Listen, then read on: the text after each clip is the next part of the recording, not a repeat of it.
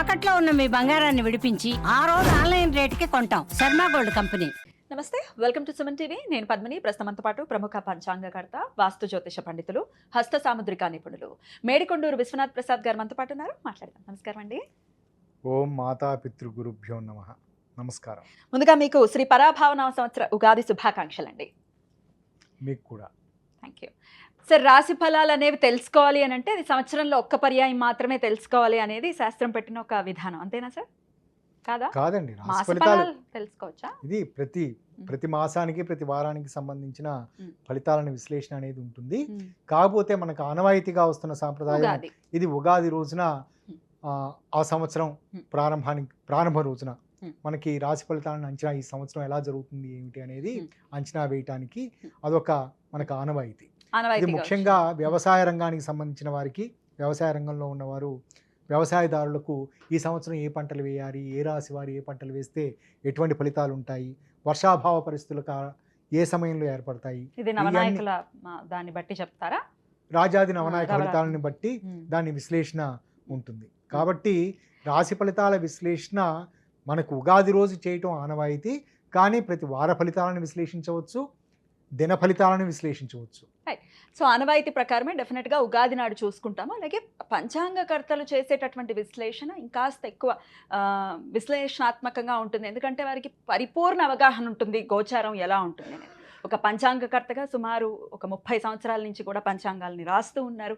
So you are the right person. అలాగే స్వానుభవాలు చెప్పచ్చో చెప్పకూడదో నాకు తెలియదు, కానీ నన్ను అడుగుతూ ఉంటారు కాబట్టి నేను ఈ మాటని మెన్షన్ చేస్తున్నాను. నేను ఇలా ఆస్ట్రాలజర్స్ని ఇన్వైట్ చేయడం కానీ, ఇంటర్వ్యూస్ చేయడం కానీ, లేకపోతే ఆధ్యాత్మికవేత్తలతో మాట్లాడటం కానీ చేస్తూ ఉన్నాను సుమారు ఒక 3-4 ఏళ్ల నుంచి. సో నన్ను అడుగుతూ ఉంటారు మీరెవరిని ఫాలో చేస్తారు అని. సో నేను ఫాలో చేసేది ఆయన ఒక్కరిని మాత్రమే. విశ్వనాథ్ గారు అంటే గన్ షాట్, ఇంకా అందులో తిరుగులేదు.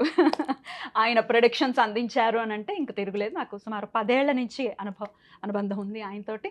Sir thank you so very much. ఇదివరకు రోజుల్లో జెమినీ టీవీలో ప్రత్యేకంగా మీరు ఈ రాశి ఫలితాలని చాలా విస్తృతంగా అందించేవారు. మీకు బోల్డ్ అంత ఫ్యాన్ ఫాలోయింగ్ ఉండేది.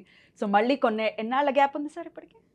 10 సంవత్సరాల గ్యాప్ తర్వాత నా రిక్వెస్ట్తో మీరు మళ్ళీ ఈ ఉగాది రాశి ఫలితాలని అందించడం కోసం మా ప్రేక్షకుల కోసం ఇచ్చేశారు. అందుకు వారందరి తరపున, నా తరపున ప్రత్యేకమైన కృతజ్ఞతలు సార్. థ్యాంక్స్ అండి. సో ఇక ద్వాదశ రాశులకి కూడా ఉగాది నుంచి ఎలా ఉండబోతోంది, వారు ఎటువంటి విధి విధానాల్ని ఖచ్చితంగా పాటించాలి, ఏ విషయాల్లో జాగ్రత్తలు తీసుకోవాలి, ఇవన్నీ ఒక్కసారి మీ ద్వారా తెలుసుకోవాలనుకుంటున్నాను. అలాగే పంచాంగ శ్రవణం కూడా ఉంటుంది. సార్ చేసేటటువంటి పంచాంగ శ్రవణం ఉగాది రోజు లైవ్ ఉంటుంది. పొద్దున్న 8ంటికి నేను అందించేటటువంటి ప్రయత్నం చేస్తాను. మన ఛానల్లో మీరు వీక్షించవచ్చు. మరి మొదలు పెడదామా సార్? తప్పకుండా. కన్యా రాశి వారికి శ్రీ పరాభవనామ సంవత్సరం ఎలా ఉండబోతోంది సార్? కన్యా రాశి వారికి ఈ సంవత్సరం మిశ్రమ ఫలితాలు ఉంటాయని చెప్పవచ్చు. ఎంచేతనంటే కన్యా రాశి వారికి 7వ స్థానంలో శని సంచారం జరుగుతూ ఉండటం, గురువు అతిచారంతో సంచరిస్తూ ఉండటం, వీటి కారణాల చేత కొంత ఇబ్బందికర పరిస్థితులు ఈ సంవత్సరం వీరు ఎదుర్కొనే అవకాశాలు ఉంటాయి. కేవలం కాలయాపన కారణం చేత వీరు వేరే విధంగా, అంటే ఎంటర్టైన్మెంట్కి సంబంధించి ఎక్కువ ప్రాధాన్యత ఇస్తూ చేయవలసిన పనులను సరిగ్గా చేయకపోవటం, వాయిదా వేసే పద్ధతులు, వీటి కారణం చేత ఇబ్బందులు ఎదుర్కొనే అవకాశాలు ఉండవచ్చు. ఇటువంటి అవలక్షణాలను వీరు అధిగమించగలిగితే ఈ సంవత్సరం అనుకూలంగా ఉంటుంది. ఇక ఆదాయ వ్యయాల గురించి చూసుకుంటున్నప్పుడు ఆదాయం 8, వ్యయం 11, రాజపూజ్యం 3, అవమానం 3. ఇక్కడ ముందు వివరిస్తున్నట్లుగా ఆదాయ వ్యయాలు, రాజపూజ్య, అవమానాలు ఇవి కేవలం ఉగాది వారాధిపతిని అనుసరించి వచ్చే ఒక పట్టిక. దాని ప్రకారం అర్థం చేసుకోవాల్సింది. ఇందులో అర్థం చేసుకోవాల్సిన విషయం ఏమిటంటే ఆదాయం 8 వస్తుంది, 8 రూపాయల ఆదాయం వస్తే 11 రూపాయలు ఖర్చు అవుతుందనే భావనలోకి వెళ్ళొద్దు. ఇక్కడ అర్థం అంటే అది ఖచ్చితంగా ఆ విధంగానే వస్తుందని కాదు. ఆ విధంగా వ్యత్యాసం ఉన్న సందర్భాలలో మనం చాలా జాగ్రత్తగా ఉండాలి, పొదుపు పాటించాలి అని అటువంటి సూచన చేయటానికి మాత్రమే ఇది ఉపయోగపడుతుంది. అంతేకాకుండా రాజపూజ్య, అవమానాలు 2 సమానంగా ఉన్నాయి. దీని అర్థం ఏమిటంటే వారికి రాజపూజ్యం కానీ అవమానం కానీ ఇటువంటివి మనకి ఎదురయ్యే సందర్భాలు మన వ్యక్తిత్వాన్ని బట్టి, మన మాట తీరును బట్టి, మన పనితీరును బట్టి ఆధారపడి ఉంటుంది. కాబట్టి మనం లౌక్యంగా అందరితోటి చక్కగా వ్యవహరిస్తున్న సందర్భాలలో మనకి చక్కగా అందరూ గౌరవించే పరిస్థితులు ఉంటారు, అందరూ ఉంటారు. లేదా మనం లౌక్యంగా వ్యవహరించని పరిస్థితుల్లో అవమానకరంగా మాట్లాడే వ్యక్తులు ఉంటారు. అవి యాదృచ్ఛికంగా జరిగే పరిణామ క్రమాలు అయితే మటుకు కాదు. అందుచేత లౌక్యంగా వ్యవహరించడం ఇక్కడ సమంగా ఉన్నది కాబట్టి వారు లౌక్యంగా వ్యవహరిస్తున్న సందర్భాలలో అనుకూలమైన ఫలితాలు పొందుతారని చెప్పవచ్చు. ఇక గ్రహ సంచారానికి సంబంధించి చూసుకున్నప్పుడు ఇక్కడ గురువు 1/6/2026 వరకు దశమ స్థానంలో అంటే మిథున రాశిలో తామ్రమూర్తిగా ఉన్నాడు. ఇది అంత అనుకూలమైన స్థితి కాదు.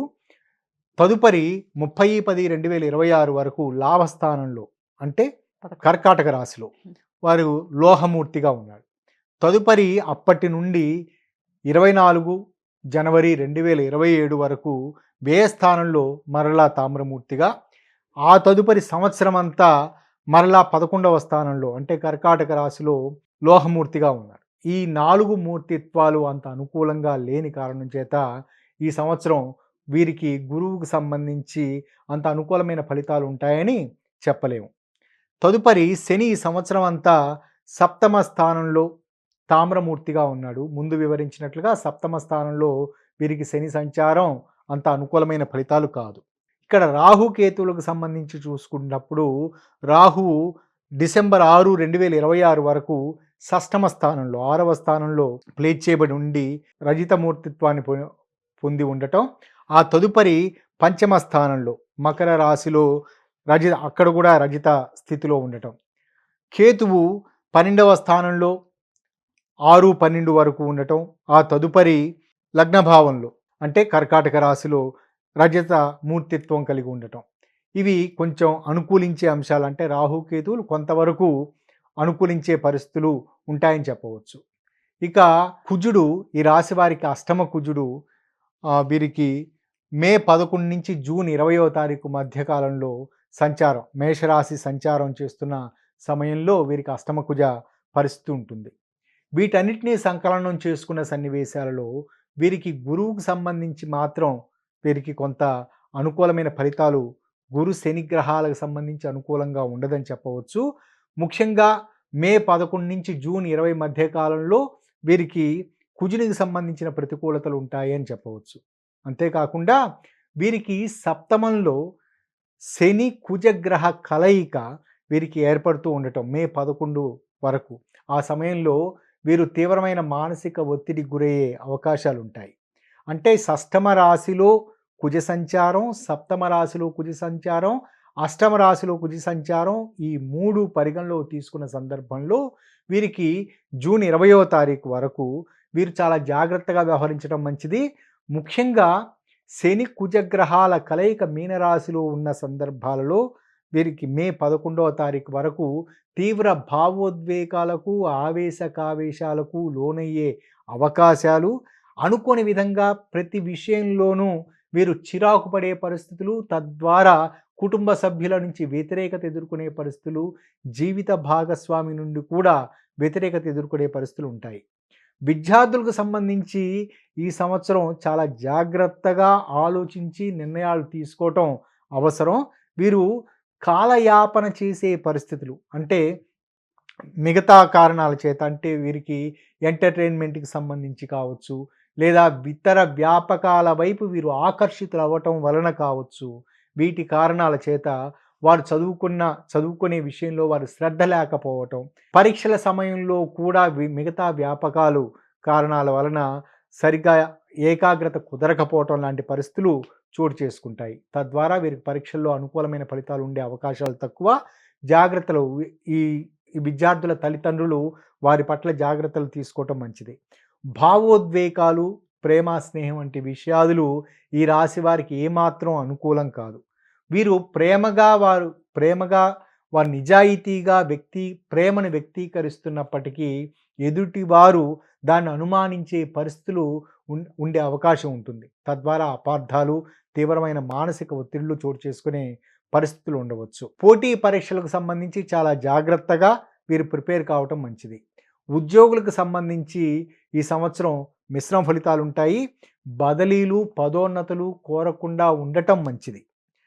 ఎంతో కాలంగా అందవలసిన బకాయిల గురించి న్యాయ చట్టపరమైన చర్యలు తీసుకోవాలి అన్న ఆలోచన వీరికి తటస్థపడే పరిస్థితి ఉంటుంది. కానీ అటువంటి వాటి వలన ప్రస్తుతం ఉపయోగం ఉండదు. కొంతకాలం వేచి చూడటం అవసరం. కానీ ఈ రాశికి సంబంధించిన సాఫ్ట్వేర్ రంగ ఉద్యోగులకు అనుకోని విధంగా బహుశా మే 11వ తారీఖు లోపలే వీరికి మంచి ఉపాధి అవకాశాలు లభించే పరిస్థితులు చోటు చేసుకుంటాయి. ఈ సమయంలో వారి దగ్గర బంధువులు కానీ, ప్రాణ స్నేహితులు కానీ, లేదా జీవిత భాగస్వామి కానీ వారి నుంచి అందే సలహాలు, బహుశా వీరి తరపున వారు పెట్టే అప్లికేషన్స్ లాంటివి కావచ్చు, వీటి ద్వారా ఉపాధి అవకాశాలు వీరికి లభించే పరిస్థితులు ఉంటాయి. విదేశీ ప్రయత్నాలకు అనుకూలం. కానీ విదేశాల్లో నివసిస్తున్న వ్యక్తులు అనుకోని విధంగా వారికి ఆర్థిక పరమైన తీవ్ర ఇబ్బందికర పరిస్థితులు, కొన్ని సందర్భాల్లో ఉద్యోగంలో తీవ్రమైన ఒడిదుడుకులు ఎదుర్కొనే అవకాశం ఉంటుంది.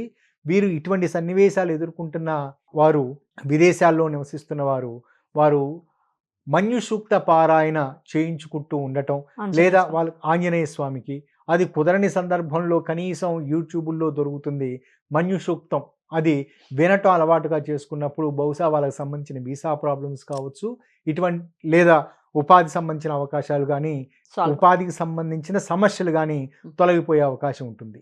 స్త్రీలకు సంబంధించి ఈ సంవత్సరం అంత అనుకూలంగా ఉండే పరిస్థితులు లేవు.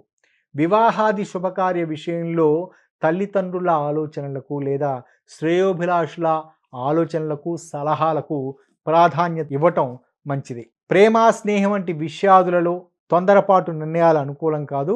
వివాహ జాప్యతలు చోటు చేసుకునే అవకాశం ఉంటుంది. కానీ తీవ్రమైన సున్నితత్వానికి లోను కాకుండా వ్యవహరించవలసిన అవసరాలు ఉంటాయి ఈ రాశి వారు. కానీ సంతాన ఆరోగ్య విషయాలు లేదా సంతాన ప్రాప్తి గురించి నిర్ణయాలు తీసుకోవటానికి ఈ సంవత్సరం ఈ రాశి స్త్రీలకు అనుకూలం.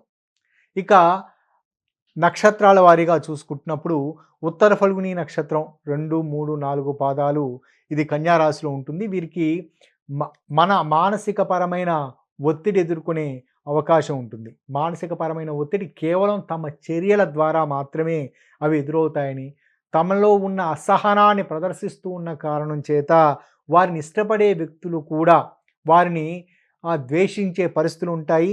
ఇష్టపడే వ్యక్తులు కూడా తమను వ్యతిరేకిస్తున్నారనే భావనతోటి వీరు తీవ్ర ఒత్తిడికి లోనే అవకాశాలు ఉంటాయి. కాబట్టి ఇది వ్యక్తిత్వానికి సంబంధించిన సమస్యగా భావించి ఈ నక్షత్రం వారు చాలా జాగ్రత్తలు తీసుకుంటూ వ్యక్తిత్వాన్ని పెంపొందించుకోవడానికి, మంచి అనుకూలమైన వ్యక్తిత్వాన్ని పెంపొందించుకోవడానికి ప్రయత్నించడం అవసరం. కుదిరిన సందర్భాల్లో వారికి తెలిసిన పండితుల ద్వారా అరుణం మహాసౌరం త్రిచ అనే సూర్య నమస్కారాలతో కూడిన పూజను వీరు చేయించుకున్న సందర్భాల్లోనూ లేదా మరెవరైనా చేస్తున్నప్పుడు అందులో పాల్గొనటం ద్వారా అనుకూలమైన ఫలితాలను పొందుతారు. కందాయ ఫలితాలను మనం పరిగణలో తీసుకుంటున్నప్పుడు ఇందులో 3 అంకెలు ఉంటాయి.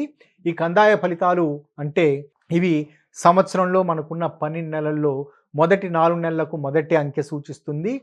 రెండవ 4 నెలలకు 4 నుంచి 8వ నెల వరకు రెండవ అంకె, చివరి 4 నెలలకు 3వ అంకె సూచిస్తూ ఉంటుంది. ఈ సంవత్సరం మనకి జ్యేష్ఠమాసం అధికంగా వచ్చినది కాబట్టి మొదటి 4 నెలలు అంటే ఇది ఇక్కడ 5 నెలలుగా పరిగణలో తీసుకోవచ్చు. చైత్రం, వైశాఖం, అధిక జ్యేష్టం, నిజ జ్యేష్టం, ఆషాఢ మాసం ఈ విధంగా తీసుకుంటున్నప్పుడు ఈ కందాయ ఫలితాలు 5, 1, 3 ఇక్కడ సరి అంకె వచ్చిన సందర్భంలో చాలా అనుకూలంగా ఉంటుందని, బేసి అంకె వచ్చిన సందర్భంలో కొంచెం మిశ్రమ ఫలితాలు ఉంటాయని, శూన్యం వచ్చిన సందర్భంలో శూన్య ఫలితం ఉంటుందని, ఇది ఆరోగ్య సంబంధిత విషయాలకు కావచ్చు, ఆర్థిక పరమైన విషయాలకు కావచ్చు. ఈ విధంగా పరిగణలో తీసుకున్నప్పుడు వీరికి 5, 1, 3 ఇవి 3 వీరికి బేసి సంఖ్యలు వచ్చాయి. అంటే ఇక్కడ వీరికి స్టూడియస్గా నడుస్తూ ఉంటుంది అని అర్థం. అంటే చాలా మిశ్రమ ఫలితాలు అంటే అనుకూలమైన ఫలితాలు ఉంటాయి, ఒకే గ్రాఫ్లో ఉంటాయి అని చెప్పవచ్చు. ఇక ఈ ఉత్తర ఫల్గుని నక్షత్రానికి సంబంధించి సంతాన అభివృద్ధి వీరికి బాగా అనుకూలమైన ఫలితాలను ఇస్తుంది. ఈ రాశి స్త్రీలు అంటే ముఖ్యంగా సంతానార్థులకు వీరి శుభవార్తా శ్రవణాలు ఉండే పరిస్థితులు ఉంటాయి. చిన్న చిన్న వైద్య విధానాలు, చికిత్సల ద్వారా వీరికి గర్భధారణ జరిగే అవకాశాలు ఉంటాయి. దీర్ఘకాలికంగా చర్మ సంబంధిత లేదా ఎలర్జీ సంబంధిత సమస్యలతో బాధపడుతున్న వారికి ఉపశమనం లభిస్తుంది. హస్తా నక్షత్రం వారికి రాజపూజ్యం. ఇక్కడ రాజపూజ్యం అని చెప్పటం ఏమిటంటే వారికి బహుశా వారి వ్యక్తిత్వం ద్వారా వారికి మంచి పరిస్థితులు, అనుకూల గౌరవం లభించే పరిస్థితులు ఉంటాయి. నేను వివరించదలుచుకున్న విషయం ఏమిటంటే వీరికి అనుకోని విధంగా ఉన్నత ఉపాధి అవకాశాలు లభించటం, లేదా ఎంతో కాలంగా ఎదురు చూస్తున్న ప్రభుత్వపరమైన ఉన్నత స్థాయిని వీరు పొందటం, వీటి కారణం చేత, లేదా అదనపు బాధ్యతలు వీరు పొందటం, అదనపు బాధ్యతలు తీసుకోవటం కారణం చేత వీరికి అనుకూలమైన ఫలితాలు ఉంటాయి. వాటిని సద్వినియోగపరచుకోవడానికి ప్రయత్నించడం అవసరం. కానీ ఈ రాశి స్త్రీలకు సంబంధించి స్వల్ప జాగ్రత్తలు తీసుకోవటం మంచిది. ఈ రాశి స్త్రీలు తీవ్ర ఆవేశ కావేశాలను వ్యక్తీకరిస్తూ ఉండటం, ఎదుటి వారిని తక్కువ అంచనా చేసి మాట్లాడటం, ఇటువంటి కారణాల చేత కొంత ఒత్తిడిని కొని తెచ్చుకుంటారు. ముఖ్యంగా మాతృవంశం అంటే తల్లితోటి కానీ, తల్లి వైపు బంధువుల నుండి కానీ వీరి వ్యతిరేకతను ఎదుర్కొనే అవకాశాలు ఉంటాయి. కందాయ ఫలితాలను చూసుకుంటున్నప్పుడు వీరికి 0-2-0 అంటే ఇక్కడ 2 శూన్యాలు వీరికి ఉన్నాయి. ప్రారంభంలో, చివర్లో వరుసగా 2 సున్నాలు ఉన్నప్పుడు అది చాలా ఇబ్బందికర స్థితిగా భావించవచ్చు. కానీ ఇక్కడ మొదటి 4 నెలలు, కొంత ఇబ్బంది, చివరి 4 నెలలు వీరికి ఇబ్బందిగా ఉంది. మధ్య నెలలో వీరికి 2 సరి అంకె సూచిస్తూ ఉంది. ప్రారంభంలో వీరికి కొంత ఇబ్బందికర పరిస్థితులు మొదటి 4 నెలల్లో వీరికి ఉండే పరిస్థితులు ఉంటాయి. ఆ తదుపరి మరలా వీరికి చాలా ఉన్నత స్థితి ఉంటుంది. చివరి కందాయం 0 వచ్చినది కాబట్టి ముందు నుంచి జాగ్రత్త. కరువు కాలం ముందు ఉంటే మనం ఎలా అన్నిటినీ సమకూర్చుకొని పెట్టుకుంటామో అలా జాగ్రత్తలు తీసుకోవటం మంచిది. ఇక తదుపరి చిత్తా నక్షత్రం మొదటి 2 పాదాలు కన్యా రాశిలో ఉంటాయి. వీరికి ఈ సంవత్సరం కొంత ప్రతి విషయంలోనూ కొంత వ్యతిరేకత ఎదురయ్యే అవకాశాలు ఉంటాయి.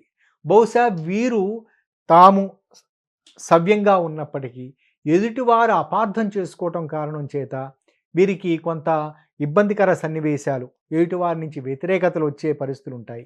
ముఖ్యంగా ప్రయాణాలు చేస్తున్న సందర్భాలలో, లేదా అనుకోని విధంగా ఏర్పడే నూతన పరిచయాల విషయంలో వీరు జాగ్రత్తలు తీసుకోవటం అవసరం.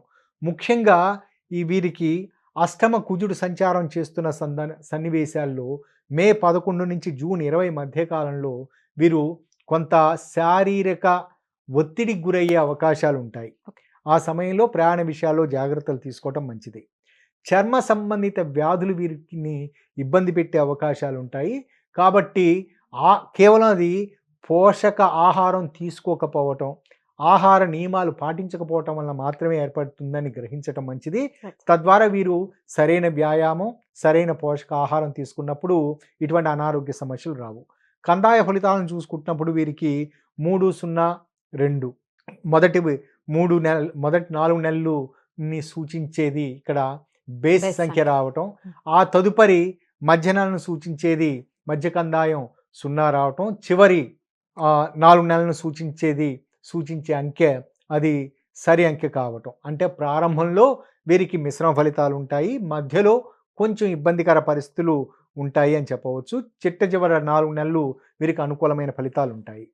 ఈ కన్యా రాశి వారు ముందు వివరించినట్లుగా ఈ ఉత్తర ఫల్గుని నక్షత్రం వారు అరుణం మహాసౌరం త్రిచ అనే సూర్య నమస్కారాల్లో పాల్గొనటం ఇది అనుకూలమైన ఫలితాలను ఇస్తుంది. కానీ వీరికి అనారోగ్య సమస్యలు ఎదుర్కొంటున్న వారికి, లేదా కుటుంబపరమైన చిక్కు సమస్యలను ఎదుర్కొంటున్న వారికి వారు ప్రతినిత్యం సూర్య పంజర స్తోత్రం కానీ, ఆదిత్య హృదయం కానీ చదవటం అలవాటు చేసుకున్నప్పుడు అనుకూలమైన ఫలితాలు ఉంటాయి. కానీ కొన్ని సందర్భాలలో, ముఖ్యంగా ఈ మే 11 నుంచి జూన్ 20 మధ్యకాలంలో అష్టమ రాశి కుజ సంచారం చేస్తున్న సందర్భంలో సప్తశ్లోకి దుర్గా లేదా దుర్గా సప్తశ్లోకి అనేది అది రెగ్యులర్గా పారాయణం చేయటం వలన వీరికి అనుకూలమైన ఫలితాలు ఉంటాయి. భయపడాల్సిన అవసరం లేదు. దుర్గాదేవి ఆరాధనతో ఈ సంవత్సరం అంతా సాఫీగా కన్యా రాశి వారికి వెళ్ళాలని మనస్ఫూర్తిగా కోరుకుంటూ ఇక నెక్స్ట్ వీడియోలో తులారాశి గురించి తెలుసుకుందాం. Thank you sir. నమస్తే. నమస్కారం.